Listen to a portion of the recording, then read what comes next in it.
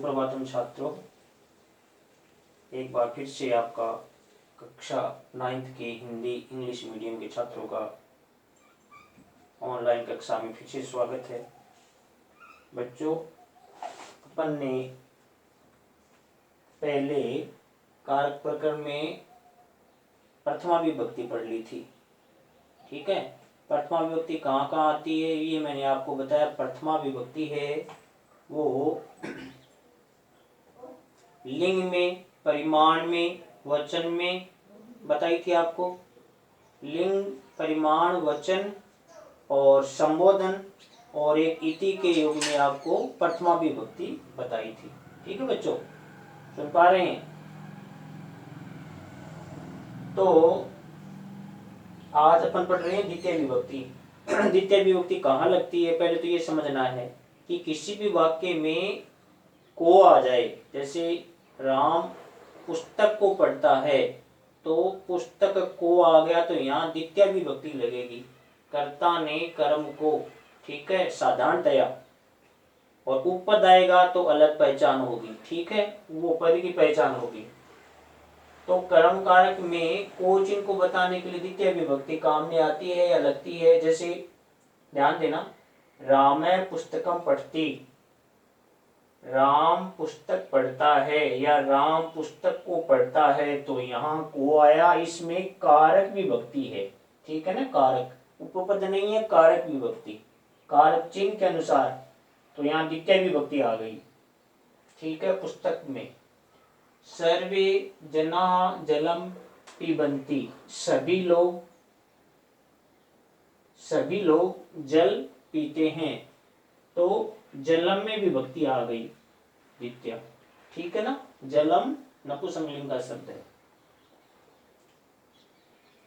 अगला वाक्य है रमेश खेलम दृक्ष्यति, रमेश खेल को देखेगा।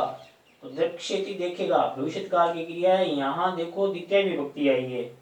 यहाँ कौन सी विभक्ति आई है? दृक्ष्यति। खेलम, तो खेलम में विभक्ति कौन सी आई है? द्वितीय। रमेश खेल देखेगा या खेल को देखेगा, अपन ऐसे बोल सकते हैं। मोहन लेखम है लिखत, मोहन ने लेख को लिखा। ठीक है बच्चों, तो लेखम में द्वितीय विभक्ति आई है। ठीक है, ये हो गए 4 वाक्य। इसके बाद में क्या आता है? अभिष्ट कर्म। अभिष्ट कर्म में भी द्वितीय विभक्ति आती है। अभिष्ट का मतलब ये हुआ कि जो ज्यादा चाहा गया है ना, जिस काम को करने की ज्यादा इच्छा हो रही है, वो है अभिष्ट कर्म। ठीक है, कर्म यानी कार्य। दिनेश विद्यालय गच्छन बालकम पश्यति, दिनेश विद्यालय को जाते हुए बालक को देखता है, या दिनेश विद्यालय जाते हुए बालक को देखता है।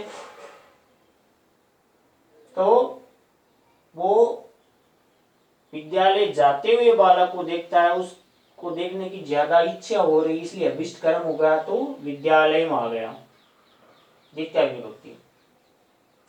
दूसरा, विमल है पुस्तकम पठन गीतम सुनोति, विमल है वो पुस्तक पढ़ते हुए गीत सुनता है। यानी गीत सुनने की जो इच्छा है वो ज्यादा हो रही है। पुस्तक भी पढ़ रहा है और साथ में गीत भी सुन रहा है, यानी अभिष्ट कर्म हो गया कौन सा? गीत। तो द्वितीय विभक्ति आई है। विमल पुस्तक पढ़ते हुए गीत सुनता है, तो द्वितीय विभक्ति आ गई। ठीक है, अभिष्ट कर्म में। ठीक है बच्चों, सुन पा रहे हो? तो आप ये कमेंट करिए। और जो बच्चे ये YouTube में वीडियो देख रहे हैं, वो अपना नाम लिख देंगे और समझ में आ रहा है या नहीं आ रहा, सुनाई दे रहा है या नहीं दे रहा, ये नो में आप बता देंगे। ठीक है, नाम के साथ कमेंट करना। अब बच्चों, संस्कृत में 16 द्विकर्मक धातु होते हैं। द्विकर्म का मतलब जिसमें 2 कर्म है। ठीक है, उनके योग में भी द्वितीय विभक्ति आती है। उसमें पहला है दू है, यानी दूना, दूध दूना। गोप है गाम दुग्धम दोग्धी, गोप यानी ग्वाला, गोप है गाम दुग्धम, ग्वाला गाय से दूध को दूता है, तो गाम और दुग्धम ये हो गए दो कर्म। ठीक है, द्विकर्मक धातु के युग में द्वितीय विभक्ति आती है। याच, याच यानी मांगना। पुत्र है पितरम धनम याचते, पुत्र है वो पिता से धन मांगता है, तो पितरम में द्वितीय विभक्ति है, कर्म है, ये भी कर्म है, दो कर्म हो गए द्विकर्मक धातु। 16 कितने पढ़ेंगे? 16 पढ़ेंगे। ठीक है, अब अगला है पच यानी पकाना। पाचके है तंडुलान ओदनम पचती, पकाने वाला, पाचके यानी पकाने वाला, तंडुलान चावलों से, पकाने वाला चावलों से भात पकाता है या भात बनाता है, ऐसे बोल दीजिए। तो पच धातु के युग में द्वितीय आती है, तो ये तंडुलान में विभक्ति कौन सी है? द्वितीय है। और देखो द्विकर्मक, तंडुलान और ओदनम, पकाने वाला चावलों से भात पकाता है। ठीक है, अगला है दंड यानी दंड देना। सर्व पंचे ग्रामीणम शतम दंडयति, सर्व पंच यानी सरपंच, ग्रामीणम शतम द्विकर्मक, सरपंच ग्राम वासियों को सैकड़ों दंड देता है, शतम दंडयति, ग्रामीण, ग्रामीणम और शतम द्विकर्मक हो गया। और रुद यानी रोकना।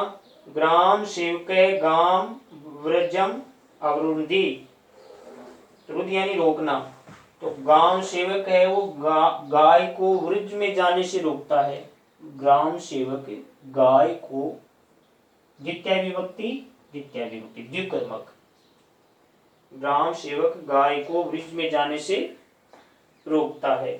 ठीक है, तो अवरुंध यानी रोकता है, तो रुद्र धातु के युग में द्वितीय विभक्ति आई है, द्विकर्मक धातु है। और पृच्छ यानी पूछना।